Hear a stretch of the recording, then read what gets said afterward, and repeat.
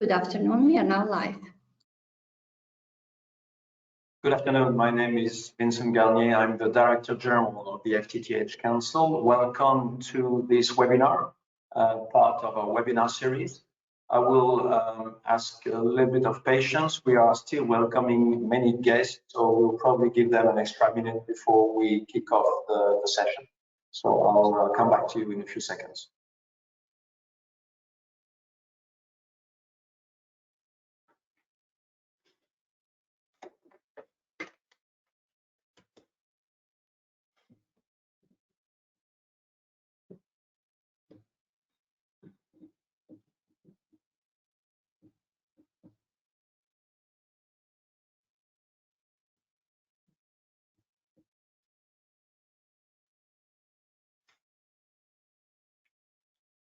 While we still have quite a few guests in the process of joining the call, maybe we should start with the first slide. The webinar is titled Digitizing Fibre Deployments, discussing FTTH trends and best practices. It is sponsored by SiteTracker, a member of the FTTH Council, and Amerigo Garofano is with me, and I will introduce him a bit further after a short introduction. I will now walk you through. America, if you could move to the next slide, please. So a few words for those who don't already know the FTTH Council. We are an industry association. We are non-for-profit. Our mission is to promote the deployment and take-up of full fiber network throughout Europe. Our membership is around 150, 160 members, represents vendor, operator, investor, the entire value chain of the FTTH industry. Amerigo, next slide. And we, as part of our communication and our objective to educate the overall ecosystem around fiber networks, we are conducting a series of webinars which are dedicated to exploring all angles of FTTH deployment. You can see the series on our website. You can register to the new webinar, and we welcome any comments about any subject you would like us to treat in the future. The next slide. So the session practically is recorded. Replay will be made available to you after the session. You can forward that to whoever you want in your organization. Having registered to this webinar and given your consent, you will receive future communication about our next events.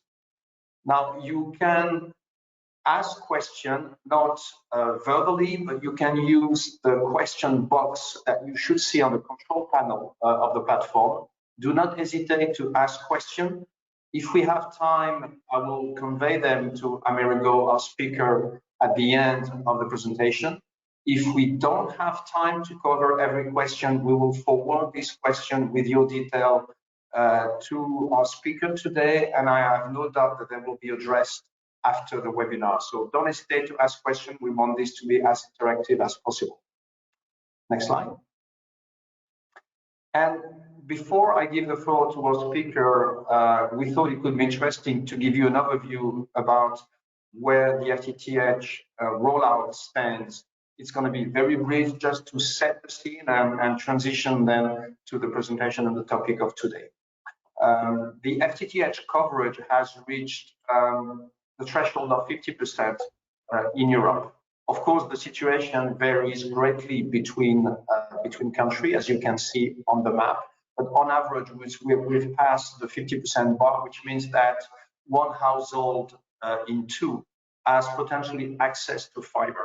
It doesn't mean that that number of households is effectively connected to internet service provider using fiber, and that difference is what we call the take-up, and we see that on the next slide, which shows the percentage of the population of the household effectively using internet running on full fiber networks. And you see that that number is much lower. It's around 25%, 27% on average.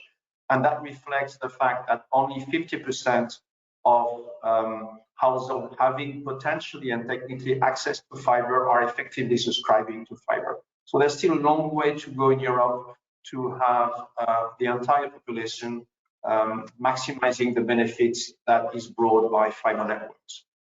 Next slide. Now, when we look at who is rolling out fiber, and we take the picture based on our latest survey, which is dated based on data from the end of 21. The new survey, by the way, will be published at the conference in Madrid in April this year, and it will be based on the data based on at the end of 22. But as we see today, you see that 39% of the home passed are passed by incumbent operators, whereas 57% is due to initiative from alternative service provider. The market has really started with alternative operator. Incumbents in most places have reacted with some delay. We see now a rebalancing of things, but clearly the market of fixed line using fiber and the development of fiber has been the opportunity to totally change the landscape. And what we see now in terms of market is the presence of a large variety of market players, of operators. Many of them are open access, sometimes wholesale. What you see on the right side of the screen is a description of different type of business model we have analyzed, and it's extracted from a report you can find on our website. But you see that many of these business models involve a proportion of wholesale or open access. So the situation has become much more complex in terms of organizing the management of the network, and I guess this is maybe something that we will touch on a bit later in the presentation. And my last introduction slide, Amerigo, concerns the future. We are very optimistic in the growth ahead of us. We are, as we said, at 50% in terms of home pass, 28% for subscriber. We are going to really significantly increase those numbers by 2027. But there's still a long road to go there. Nothing is granted. But we think that public policy, regulation, environment, investment are all going in the right direction, and there is a big market ahead of us, specifically in selected number of countries. If we move to the next slide, one of the key takeaway we see for the years ahead is that 60% of the growth when it comes to potential new homes to be connected to fiber will be found in Germany, UK, or Italy.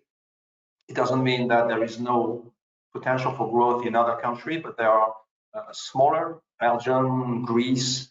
But if you look at Western Europe with a wide lens, 60% of market potential for future development of fiber are in these three countries.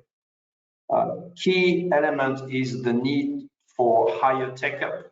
Our projections show that take-up will only be 60% by 27.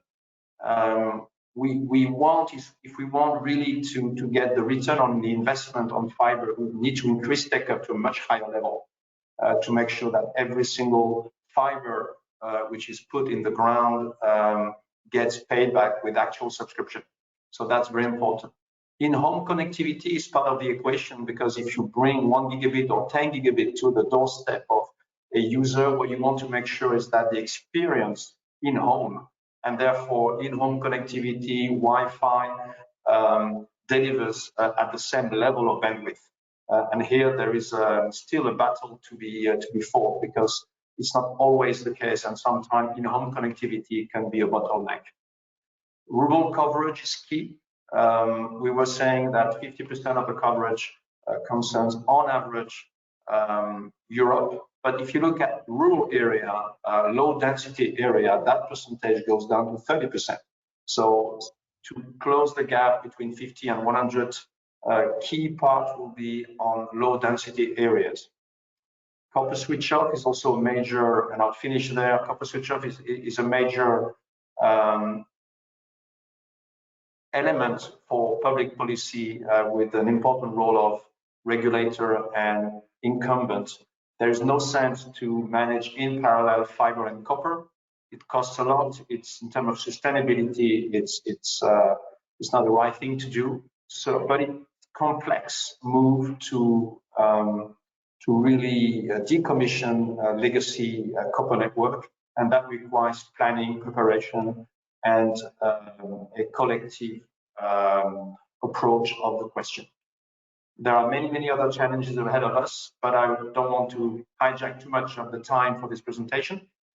And I will introduce our main speaker and the topic of today. So Amerigo Garofano works with SiteTracker as Vice President Telecom for EMEA, Europe, Middle East, Africa. What I'm expecting you to take away from this session is to better understand how to manage macroeconomic challenges, identify opportunity in the planning, engineering, and construction workflow, overall best practices for digitized work processes, and what could be industry priority for 2023. Operational excellence is clearly very important for any stakeholder in our industry. And I think Amerigo can bring insight on what sort of solutions SiteTracker can bring to improve every single stakeholder in the value chain to improve performance from an operational perspective. And I think that leads to your part, Amerigo. Thank you very much. Thank you so much, Vincent. Good morning, good afternoon to everyone. I'm very pleased and honored to be part of this webinar in collaboration with FTTH Council. And before we go through it, I start with a wish to see you and many of the people on the call at the upcoming FTTH event in Madrid that the Council of Europe is organizing. So looking forward to have face-to-face meetings and nice discussions. However, today, the scope of my presentation is in some way to share the experience of our company, SiteTracker, in the field of fiber the deployments that we have had so far. And there will be very much focus about collaboration and digitalization. And hopefully I will bring in some of the best practice with the humble approach from our experience of having worked with a number of FTTH companies, both in the US and in Europe so far, as well as some of them are also in Asia Pacific. So I need to take 1 minute just to introduce our company for the ones who don't know about us. SiteTracker is a software cloud-based solution developed around 10 years ago, initially for the mobile deployment networks of US, enabling them to manage and cope with the very fast deployments of what that was the 4G network at that time. Our solution over time has then evolved and been adopted by, at the moment, more than 200 customers around the world, and the number of users that are connected to our platform at the moment are more than 50,000. The company has grown over the years.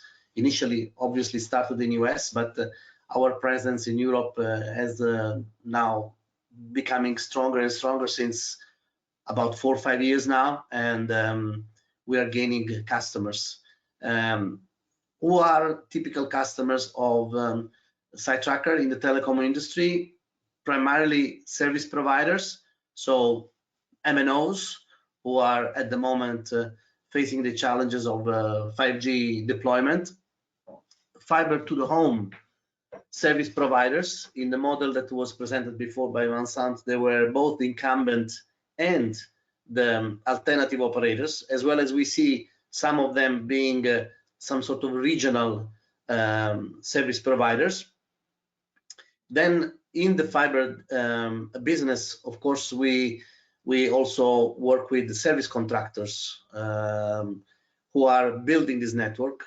because in some way we provide a solution both to the service providers who need to plan and deploy their network, but also to the ones that they've been assigned the contractor work to build these networks. And we'll talk later on about synergies and potential benefits of collaboration when having site tracker on both sides of the process.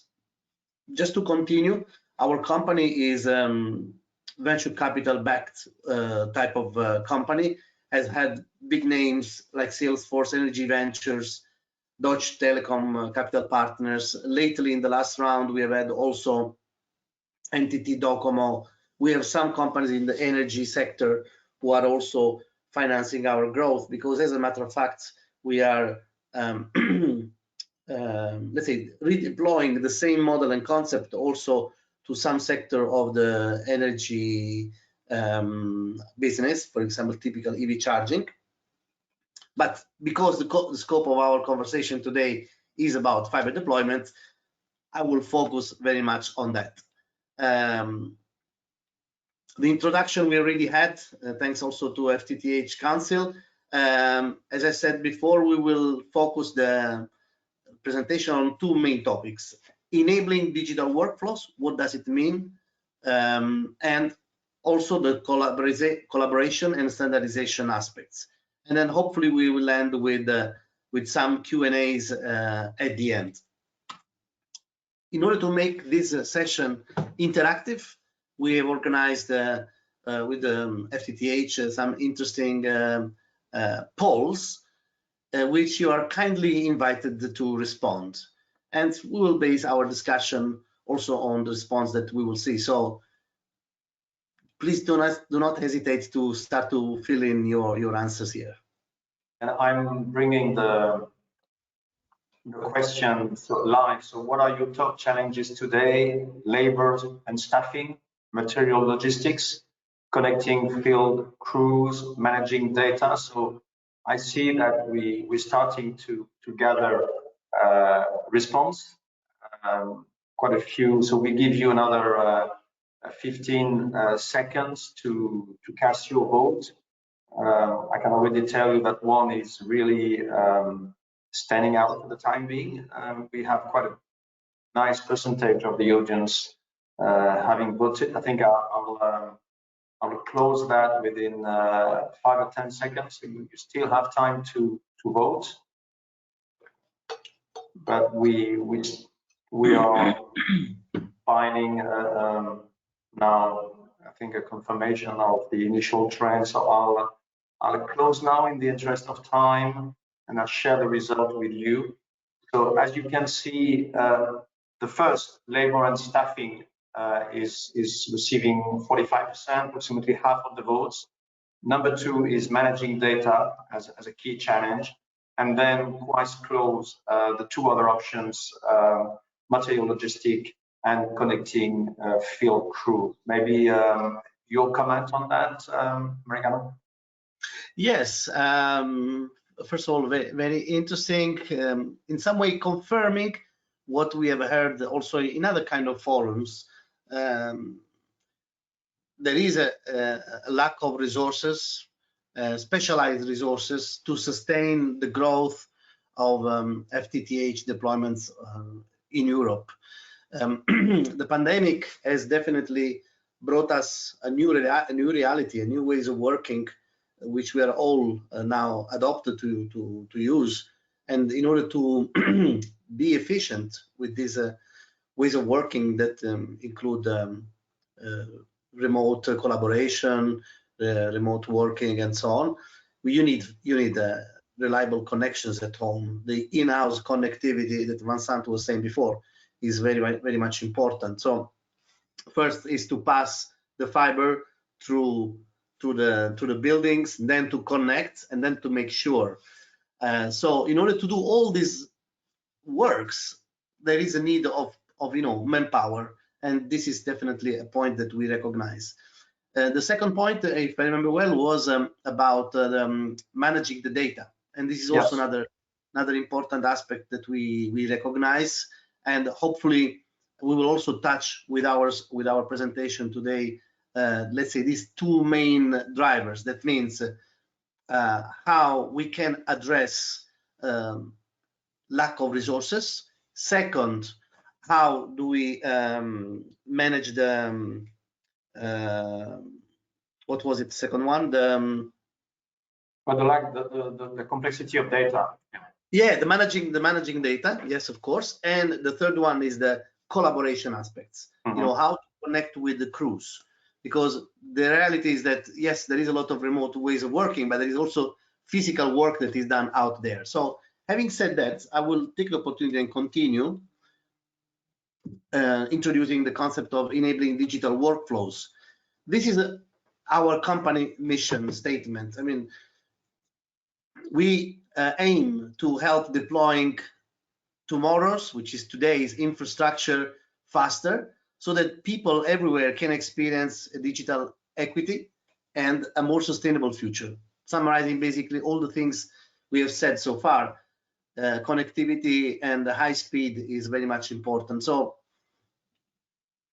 we aim to be, to provide you with tools that will make everything faster from the point of view of deployment, that will give faster return on the investments and therefore having also a profitable growth.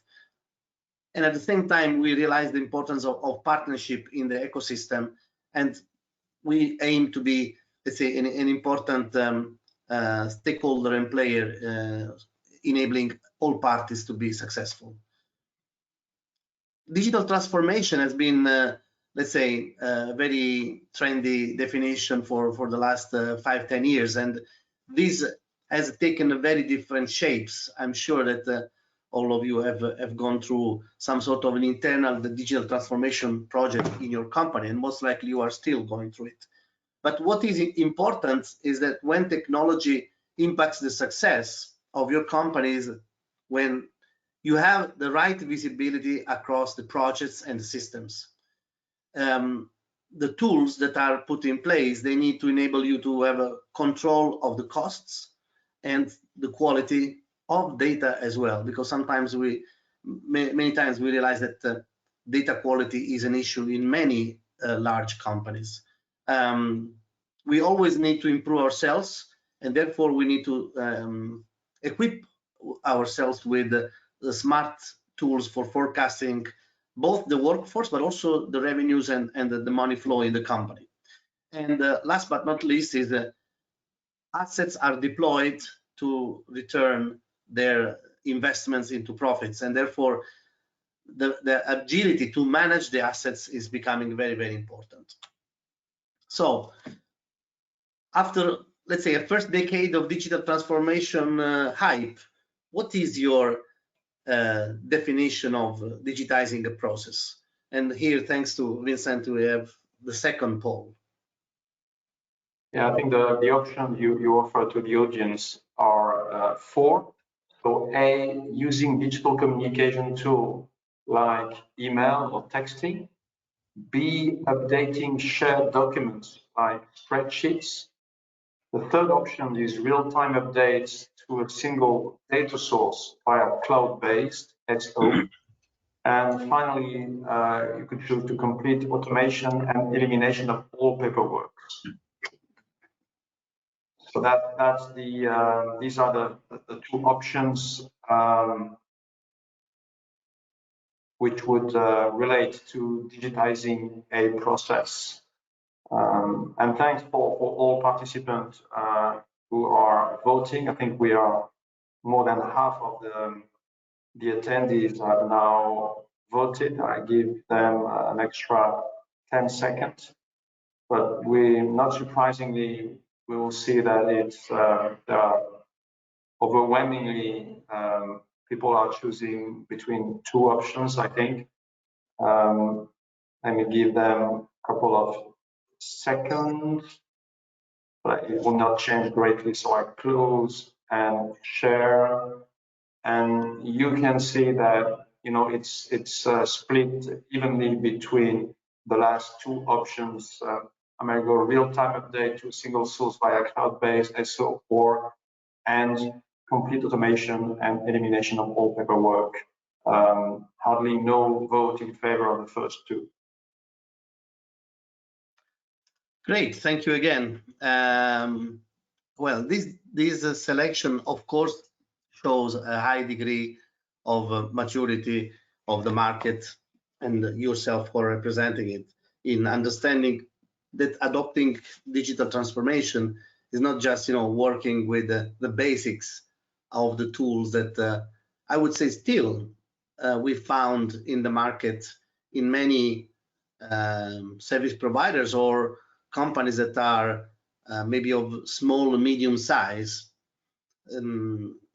We often find Excel and emails and various document sharing platforms to be the current ways of working, and definitely your response to this poll demonstrate that either you're using it and therefore you're enjoying the benefits of digitalization, true digitalization, or that you are aiming to get to that point, but you definitely recognize which is the path towards there. So moving ahead and starting to give some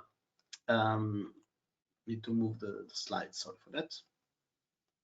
Yeah, so basically this is the hard life of an employee who is struggling with today's ways of working, where there are manual spreadsheets, as complicated they can be. Many times we have seen that they are a blocker to data quality.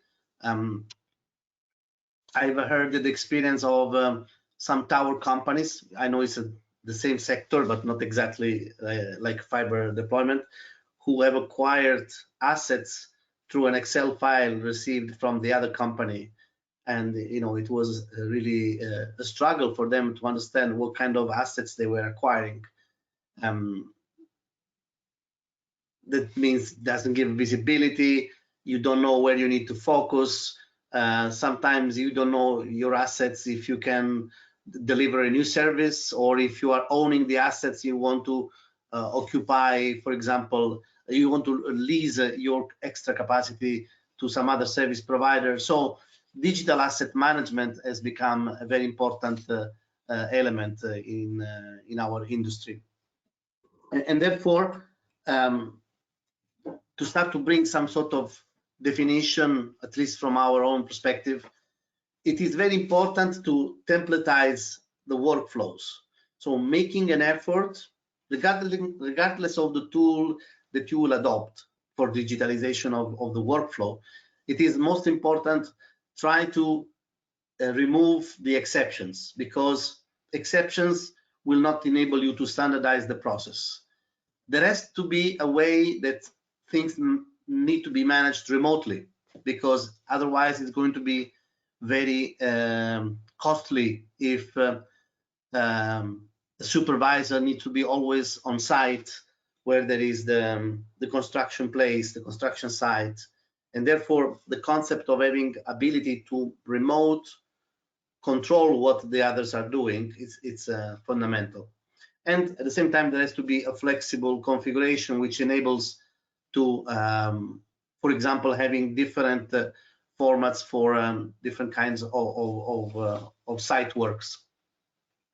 Optimizing the process, the number two, is all about automating workflows. So input of data, gathering results, and in some way avoid the human intervention, improves the quality, and of course reduce time. Site tracker value, to talk about our own experience, is definitely manage high volume of projects and assets. So trying to standardize, as we said before, and as much as possible try to adopt this kind of techniques to projects that have I don't know, kilometers of fibers to be deployed, or base stations in case of mobile networks, or towers and so on. So whatever kind of large volume of installed base you have, you get more benefits by automating and standardizing workflows. Data have to be quickly entered And I'm not talking about just text, but I'm thinking also about pictures and videos. And therefore, here I'm bringing also the concept of the mobility. So having tools that are seamlessly working with desktop application, so that whatever it is captured on site, for example, is automatically uploaded to the cloud and immediately made available and be part of the asset information, therefore removing sending of large files of video with videos and pictures or documents in case a contract is assigned to execute some roadworks, for example. The third element is going into the direction that was highlighted before. That means managing data complexity. On the first poll, there was this question. So data have to be quickly available always, and they have to be analyzed, because analyzing the data will enable smarter forecast and prediction of future events, as well as data have to be in real time, so that there is no ambiguity of the data that we find in the system. We need to be sure that whatever we insert in the system is visible at the other end, and vice versa, because data drive decision. Here I'm bringing up the case of 3 Fibre customer success stories, where basically the first one was struggling with project financing and not so well coordinated the permitting structure, work permit, of course. And thanks to the modules that SiteTracker brought in the finance module and the intelligent project templates and trackers, we enabled in this specific case to reduce 32% the turnaround time of enterprise projects. In the second case, in some way there was some sort of lack of visibility of the goals and revenues, while the ambition of the company were quite high. There, with the help of SiteTracker documentation generation and the mobile device seamlessly connected to the platform and the services that SiteTracker provided, summarized, they were giving 4 hours savings per project during closeout. So at the time of closing the project, there were 4 hours less of activity done compared to the before situation. And the last case was difficult to forecast project. So with the intelligence and analytics that we brought in, it was taking 104 days to go live with 1,500 users. So in some way, these are some examples, all of them in North America, where we have seen that we stepped into a reality which were facing some problems, and then thanks to the various modules of our digitized workflows, we enabled to have different kind of savings from operational time and cost savings. The next poll, number 3, will focus on the current level of digitalization today. Sorry, I moved one step too much. Here it is. So with the support of Vincent, we will see the third poll. Yeah, that one is a very straightforward question. What is the percentage of the process that you consider as being digitized today?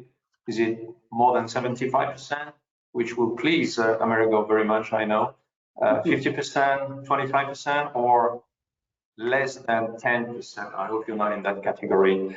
And I see that some of you are in that category, actually, which is maybe a good opportunity for our presenter today. Let's see how people are voting. We have more than 30% of you having already completed your vote. Again, I see some trends shaping up. It's quite balanced, more balanced than for the other polls, actually. Let's give a few additional seconds for the trends to be more to materialize better. Yeah, I think we're getting stable. I'm gonna share the result with all of you. So the winner is in the middle, 50%. But 40% of the audience. The interesting thing, I think personally, is that 65% are above 50% in their process. Which I don't know. I'll let you comment, Amerigo. Well, first of all, we are all happy when things are going into the right direction. If I go back to your previous slides, you know, we all aim to have 100% home passed and connected users, but not everybody's there, and there are always reasons why. For example, there are some companies who unfortunately have not yet enjoyed, and they're on the low scale of these percentages. They have not yet enjoyed the full benefits of digitalization. I would say democratically, we don't mind. We will be able to support both those ones that are already advanced, because they are, you know, would say 50, 75%. In some way, it is a level of progress and maturity of digitalization, but everybody needs to be there at a certain point, and it goes hand to hand with the deployment of new infrastructure. Then who knows when the infrastructure in fixed and mobile, I would add as well, will be there, what kind of new needs will come up when everybody will be connected with the ultra fast internet connectivity, and everything will be cloud-based and digitalized. I'm sure the future will have something else for us to improve and to give us a new opportunity. So having said that, I would like to continue and become a little bit more. Maybe if I may, Amerigo, just take this opportunity. We are halfway through the session, so if you have any question, don't hesitate. You know, next to the box where we had where you casted your poll vote, there is a question box. Use it. We will address your question, as I said, after the call, at the end of the call, or pass it on to Amerigo for follow-up. So just a reminder to everyone. Yeah, thank you so much. So we enter now into the part of my presentation where I will talk more about collaboration. The first part, as I reminded you, was about digitalization of workflows. Second one was about collaboration, because we all realize how important it is in our industry and generally in any kind of industry to have a very good collaboration. Here we are showing something which is not really connected apparently visually to our business, because it's construction of buildings, but in reality there are a lot of similarities and that are in the telecom business, where we need to build the networks, digging in the road and connecting fiber, slicing, and do everything that is needed to bring the final service to the customer. Having said that, what is important here is that the connected construction, that means when people start to collaborate with each other, helps controlling the cost and to schedule the variances, and ensures that the projects are completed in time through different sites. This is the generic definition, comes from the construction industry.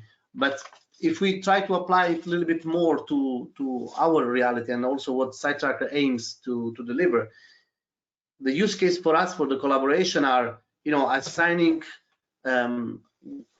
work views to teams. You know, be able to decide that a certain team needs to go to a site where the fiber network needs to be progressed in its deployment.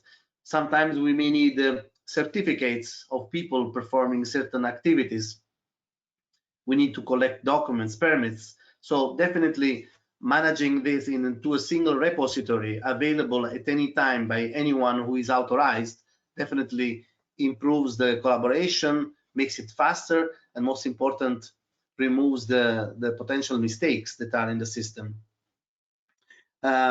If you are, let's say, if you are a customer and you use contractors, or if you are a contractor, you use subcontractors, you may want to monitor the performance of the various teams that are working for you, and therefore the collection of data of the projects you are building in the meantime may help you to create the knowledge for the future.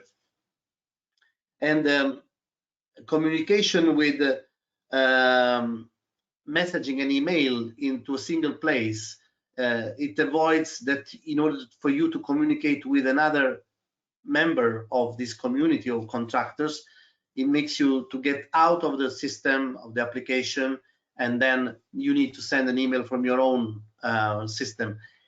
With SiteTracker, you will have everything integrated, and therefore, while you are working in the tool for the specific site which is experiencing a project change, everything happens in the system. So now I will stress a little bit more some concept about process optimization techniques. So first of all, it's very important to define milestones and associate them to what are the pay points. That means when is the time also to, let's say, to pay or to get paid. If you are a contractor, you would like to be paid as soon as possible, and therefore you would like to make sure that your customer has a complete and visible view of what you have delivered for that project. Are there cycle? So can you standardize also the various milestones into a project? What needs to be standardized and what to be localized?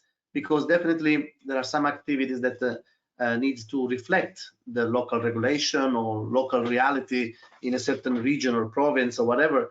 Others instead, they should be managed as much as possible at let's say national level or let's say standard level, so to say. Setting expectation, that means making a clear roadmap of measurable objectives. Our tool in some way pushes you to think like that, so that it is very clear also to come up with KPIs that can be measured and that can be discussed, because then data will be reported at the team level and everybody has a unique version of the truth. Assign accountability, that means make sure that for every activity there is the right person who is supposed to execute the task in that project, and therefore can be accountable and can be traced what he or she has been doing on that activity. All this go back to the single source of truth, which is removing all chances of making mistakes or let's say spending time to find information which are already there. Here is the same concept a little bit more into details. From left side, you could see that yes, apparently we are all busy, we all have we are all producing something. We have spreadsheets, we create reports, we spend a lot of time, and we feel very, very busy. But most of the time we are not working at the best because we have not standardized our activities, we have not standardized, templatized our workflow. The collaboration is in some way limited only to those people who are working with each other. It's very difficult, for example, to extend the collaboration in a sort of community where team members can talk and share information regardless of the specific project they are working with. Moving on the right-hand side and templatizing the activities and workflows and forms, and working into a cloud, that means in a single source of truth, real-time based, enables to have real-time collaboration and consistent reporting. Another hint here is during optimization phase, try to identify the dependencies that brings on certain activities. Split templates to create a more optimized version. So don't need to create a monster template, but if you can break it down and making more sub templates, also that is a good way of working. And identify steps that can be streamlined. So these are, let's say, the main logics on which our tool is designed upon. The other element is learning phase. Again, we always say we need to to learn from what we practice, and but also the knowledge needs to be structured, and knowledge is about data that can be presented through simple personalizable dashboards that can be made available at different level of reporting in the hierarchy. Our dashboards can be made let's say available at regular times on a weekly basis at a given time of the week. So this cuts out all the time spent on reporting, because if the data is there and the reporting has been built in the right way, you just need to press the button. Sometimes you just need to schedule. You don't even have to press the button. Everything is there, and the reporting can go to all the stakeholders in zero time. Basically, no efforts to create status reporting. But what is the power of data and the analytics and the AI that SiteTracker, with the support of Salesforce, which is our, let's say, cloud partner, we are enabling to predict the future and give some tools to our customers, our users, that enable them to anticipate if, for example, in a given territory there are two contractors which are given the same market share in construction field, for example. One can monitor the performance of the other and understand what can happen if it continues like this, where one is performing much better than the other. Then it is easy to simulate a scenario with all this data and data analytics. What could be a scenario in remodeling the market share that have been given to the two contractors. So bottom line, we have at the moment more than 70 fiber operators and contractors that are using SiteTracker. They have all had common challenges in terms of project efficiency, with low program visibility, data that are either duplicated or missing, or basically driven to bad quality, and a lot of manual reporting. Our solutions are called the trackers, which is a sort of a very powerful Excel-like kind of layout, but in reality is enabling mass data changes in one single go, and most important is real time. So whatever it is changed is not on the single Excel file of that person, it is in the whole system. And talking about communication and collaboration, what we call the Connect portal is where we enable service providers and their contractors to work in the same environment and have a seamless communication about the project execution. We have seen that different customers have given us a very good feedback, can be quantified above 20%, 22% increase in the project management efficiency. Time to revenue. After all, we are in the business of making money, making our companies profitable and generating cash. So reducing time to revenue, either to provide a new service to the homes, to the subscribers, or to be paid for the service that a contractor has given to a service provider, it is important to have a very good accuracy of project execution and report. And so that's why our templates and schedules, projects and permits are giving us these tools and these capabilities, together with the mobile, which is of course enables everything to happen at the site. Last but not least, having different systems, different tools, most of them in the first generation of digitalization, I would say, brings inefficiency, and having a cloud-based solution, which is at the moment considered sort of a standard in the market, leading solution, can give, I would say, a very high percentage of saving in IT costs.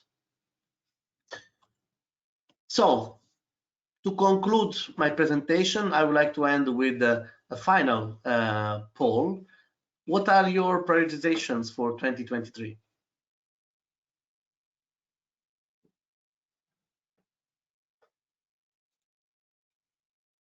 I'm sorry, I forgot to unmute myself. 4 options that you offer to the audience: improving collaboration, that's one.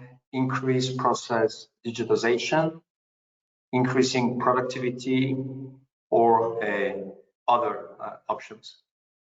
So thanks for your participation, and see that nearly half of the attendance has voted already. It's quite balanced. It's let's give a little bit more time to see if we have a clear winner. Seems to, yeah, I'll close now. We are getting productivity as number one, but process digitization is also coming close, and improving collaboration is third. Yeah.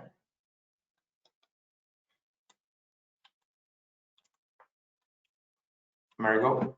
Yes, I'm here, and I just wanted to recognize these results. Once again, we believe that with our solution and the focus we have on digitalizing the workflows enables an increased productivity, and our current customers are demonstrating that they can benefit from that. Increased process digitalization and the collaboration are also addressed by our solutions, in particular the one which we call Connect Portal, where,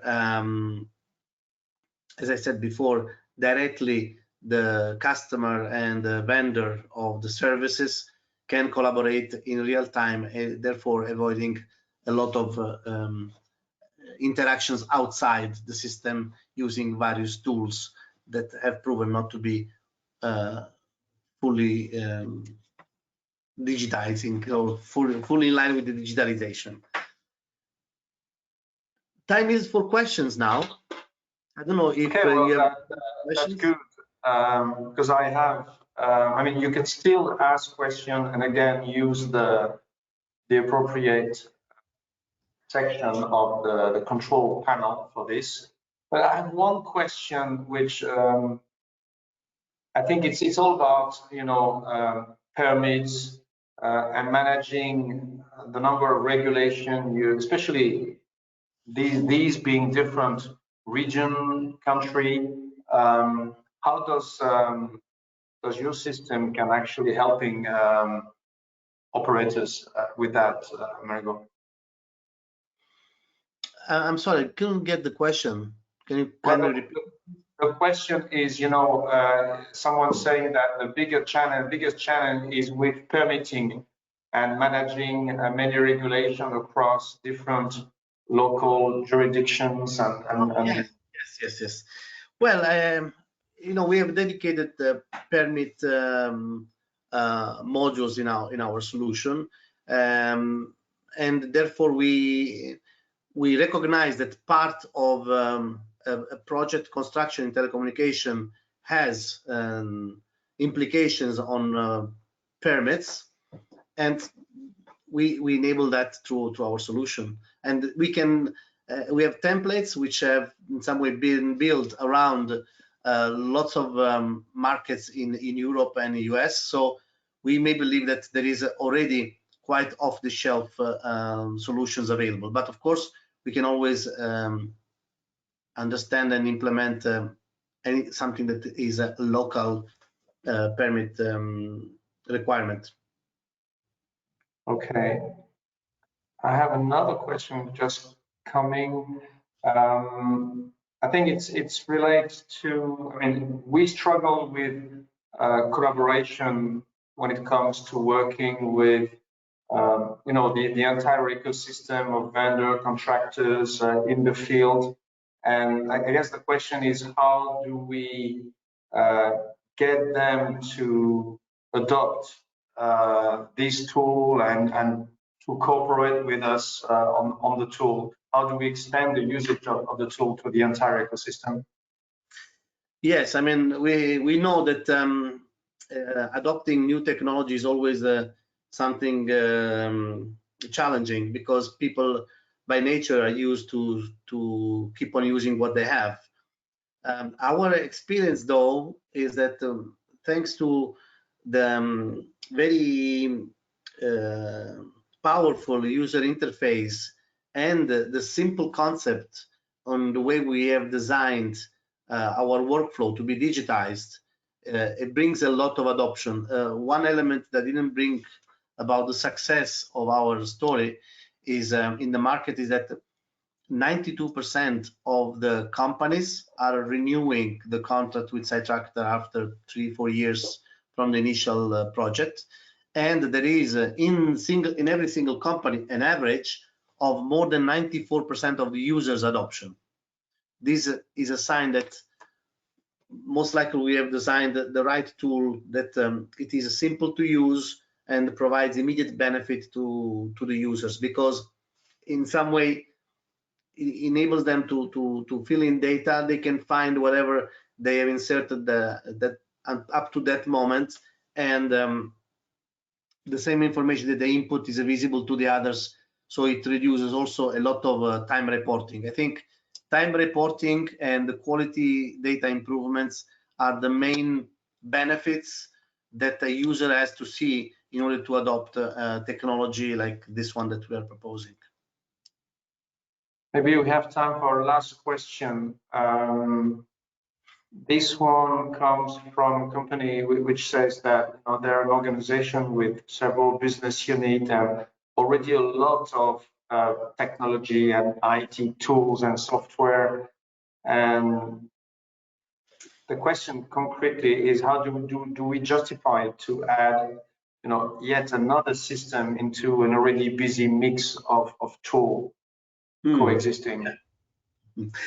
Well, I would say it won't be a surprise if the adoption of a tool like SiteTracker will enable the removal of some others, because in some way our tool is quite comprehensive of the end-to-end processes in the area of deployment operations. Sometimes we realize that what we bring in with SiteTracker is today managed by 2-3 different tools. So if we can perform a joint analysis with that organization, we might help them to recognize what tools needs to be phased out to bring in one that brings at the same time innovation and tools reduction, and therefore also the OPEX of those tools will be removed. Thank you very much. I mean, we're getting closer to the end of this session. I want to make sure that people are on time for their next meeting. So I think we'll probably stop here. Maybe shall I take this opportunity to go back to your introduction remark, which is to welcome everyone today on the webinar to our event in Madrid in a few weeks' time, on the 18th, 19th, and 20th of April, the FTTH conference, where you will be, Amerigo, and where SiteTracker will be presenting its solution. But we are welcoming the entire industry for 3 days of great insight and networking. And maybe I'll leave you the floor for the last few words. You'll receive, as I said, a replay for this session, so you can share the content with your friends and colleagues, and you will be invited to further session of the webinar series. But Amerigo, 1 minute to conclude. I will be very fast. First of all, thanking you, Vincent, for the collaboration, and to thank also FTTH Council Europe to host us in this webinar. And I, of course, thank all the attendees of this conference, of this webinar. I look forward to those ones who have asked me questions online, and I will get back with great pleasure. And as I said before, I hope to see you all in Madrid at the yearly event of FTTH. Well, thank you very much for your Amerigo. Thanks to everyone. We will have the opportunity to welcome you on any of our event, online or physical. So have a good rest of your day. Thanks for spending this hour with us. Thank you. Thank you. Bye-bye.